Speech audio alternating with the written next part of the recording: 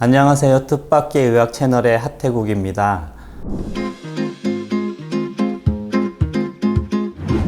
유튜브 채널을 개설한 지 한 달이 조금 넘었네요. 유튜브를 시작하리란 것을 사실 저도 예상한 건 아니었습니다. 그러다 우연찮게 얼떨결에 등 떠밀려서 아주 뜻밖의 시작하게 되었는데요. 막상 시작하려니 섬찟 두려운 마음이 들기도 했습니다. 왜냐하면 이 뜻밖의 의학에서 펼쳐 보이는 내용들은 주류 의학에서 하는 얘기가 아니기 때문입니다. 주류 의학에서 다루지 않는 영역을 다루기 때문입니다. 게다가 상당 부분은 주류 의학에 반하는 내용들입니다. 그래서 뜻밖의 의학인 것입니다.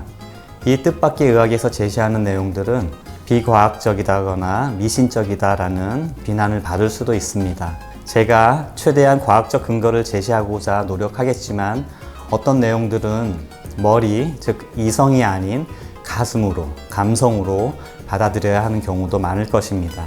제가 의학이라는 학문을 30년 넘게 탐구해 보니 진리는 차가운 이성보다 따뜻한 감성 쪽에 더 가까운 것 같습니다.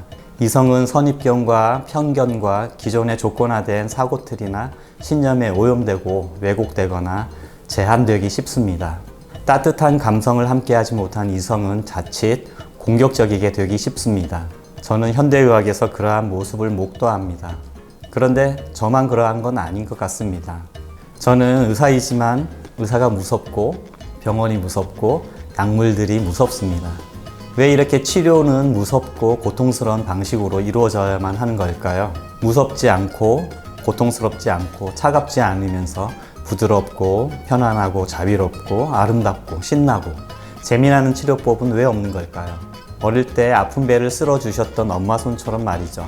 제가 너무 이상적이거나 허무맹랑한 소리를 하고 있을까요? 현대의학의 접근 방식은 너무나 이성적이고 공격적이며 파괴적입니다. 반면에 감성적이고 직관적이며 엄마 손처럼 양육적인 측면은 참 부족합니다. 의학 교육 자체도 그래서 미국의 한 의대생이 졸업연설에서 이런 말을 했다고 합니다. 의과대학은 어머니가 어디로 가버리고 엄한 아버지만 남아있는 가정과 같다.